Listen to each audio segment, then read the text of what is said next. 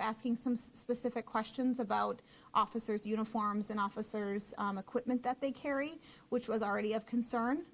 So when this person was also connected to that house, and then the shots fired ensued, it was very concerning, the behaviors that were happening. So that contact that happened, did that happen at the house? So you're saying officers were at the house last night? It was not. Officers approached officers on a separate incident, and it wasn't until in the last few hours that we've identified that that likely is that same person that had approached officers on a separate incident asking some very concerning questions. I just want to clarify the timeline too. Mm-hmm. What time did the call come in, or did you guys respond to that house?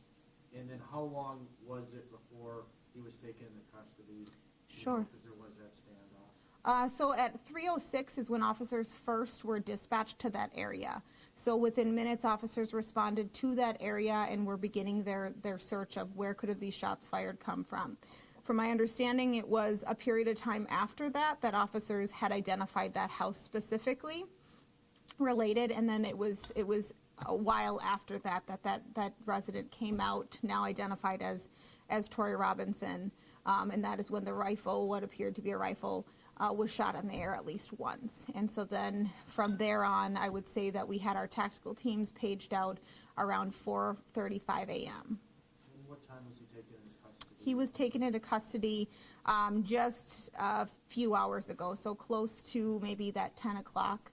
A huge concern of ours was being able to do it safely and make sure not only for his safety but the safety of the community and other people in the residence, that we made sure that we used every tool available to us to be able to get him into custody safely. What charges do you anticipate? At this point, we anticipate charges for felon in possession of firearm, and a lot of the additional things that we have to consider will come from those interviews and that additional information that will come from the investigation.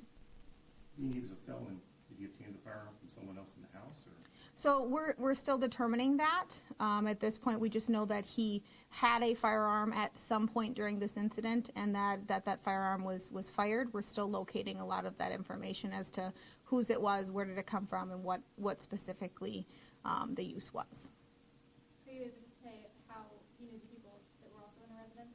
At this point, we're still kind of sorting those things out. We've got not only investigators, but some of our facility dogs, comfort dogs there with the other folks that were involved, and just trying to debrief exactly who was aware, who was in the home, and what the significance of those relationships are. Could you clarify though if that was his home or somebody else's home? Does he have a connection to that property? He is listed as that being his address. Mm-hmm. Any other questions? Thanks, Megan. Yep. Thanks, guys. Thank you.